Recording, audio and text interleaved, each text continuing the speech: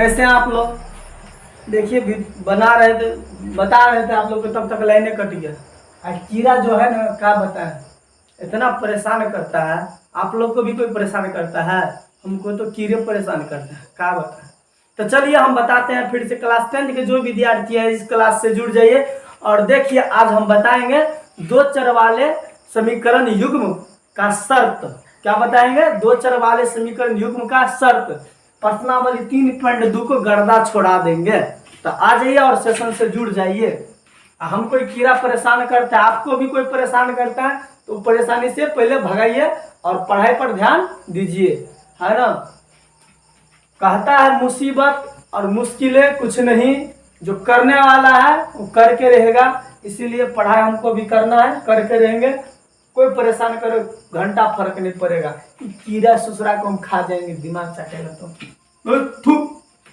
चलिए पहला सवाल बताते हैं। पहला सवाल नहीं मतलब कि शर्त बताते हैं। तो हम समीकरण लिख देते हैं। परीक्षा में कैसा रहेगा समीकरण बताते हैं। एना रहेगा a1x प्लस b1y प्लस में c बराबर में 0, समीकरण 1। आ तकरा बाद रहेगा a2x plus b2y plus c2, अरे 1 छूटेगा, c2 बराबर में 0, समीकरण 2। ऐसा रहेगा, ठीक है। कोनो कोनो अंक इस साइड में रहेगा c वाला, तो खींच के इस साइड लाना, बराबर में 0 लाना। ऐसे पहले सेटिंग करना है ना, सेटिंग करना जानते हैं ना, ऐसे सेटिंग कर लीजिएगा। आप लोग जानते होंगे पक्का। हो गया समीकरण 1 और समीकरण 2। और एक्स वाई ये अचर चर है, ये क्या है? चर। एक्स वाई क्या है? चर है, रहेगा उसमें भी। लेकिन a1 b1 c1 अचर है। अचर माने 1 2 3 4 कुछ न कुछ वहां पर अंक रहेगा। उसी प्रकार से a2 b2 c2 यहाँ भी कोई ना कोई अंक रहेगा। तो ऐसे करके समीकरण रहेगा। आप शर्त बता रहे हैं आप लोग को। शर्त क्या है? तो चलिए लगे बाबू भैया का शर्त क्या रहेगा? पहला a1 बट्टा a2 बराबर नॉट इक्वल टू b1 बट्टा b2। पहला शर्त क्या कह रहा है? पहला शर्त कहेगा आपका a1 बट्टा a2 not equal to b1 बट्टा b2। तो इसका कितना हल होगा? तो इसका कोई हल नहीं, इसका कोई हल नहीं होगा। अरे रे रे रे, बड़ा मिस्टेक है सर। इसका एक अद्वितीय हल होगा। सॉरी माफी चाहते हैं, मिस्टेक होगा। जब कट जाएगा a1 बट्टा a2 माने अत्य बराबर अत्य नहीं होगा। a1 बट्टा a2 अब बराबर देना है, b1 लेना है यहाँ से, b2 यहाँ से, दोनों दे देना है। मिलाना है कि दोनों बराबर हो रहा है कि नहीं हो रहा है। नहीं होगा तो एक काट देना है। बराबर को क्या करना है? काट देना है। और तब कहना है इसका एक अद्वितीय हल होगा। इसका एक अद्वितीय हल, अद्वितीय हल होगा। अद्वितीय का मतलब होता है केवल एक और एक हल होगा, है ना। इसका एक अद्वितीय हल होगा या एक हल होगा, वह बात हुआ।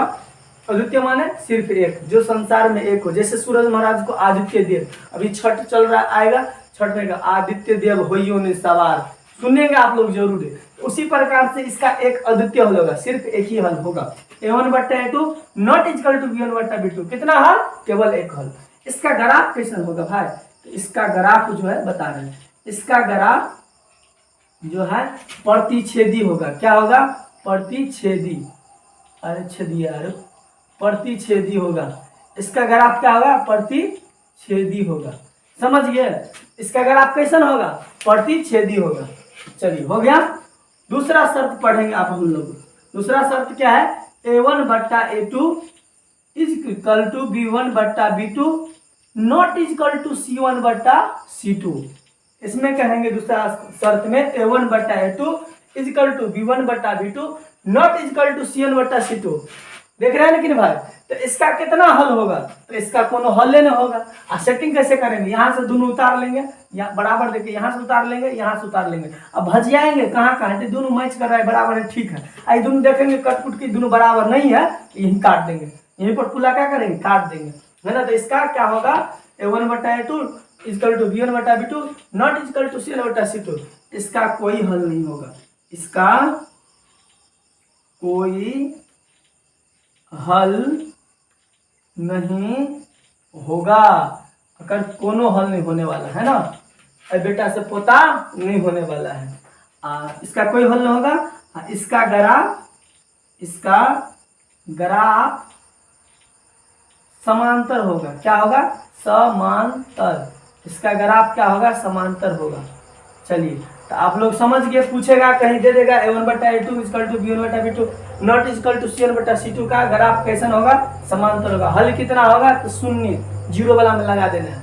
ये तो कोई नहीं, उसमें लगा देना, 0 दिया रहता ऑप्शन में, तो उसमें लगा दीजिए, ऑब्जेक्टिव में आता है। चलिए तब बताते हैं इधर। अब एगो और रह गया, 3 गो शर्त टोटल होता है, 2 बता दिए, तीसरा बताएंगे। तीसरा शर्त क्या कह रहा है? a1/a2 इक्वल टू b1/b2 और इक्वल टू c1/c2।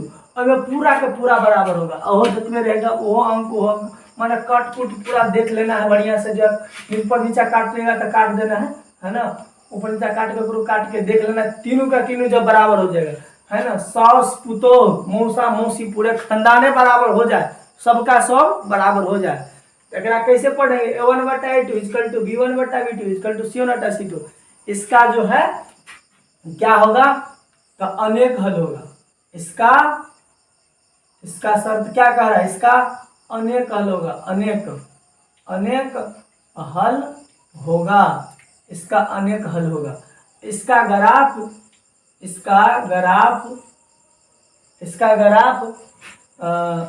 समपाती होगा, समपाती होगा।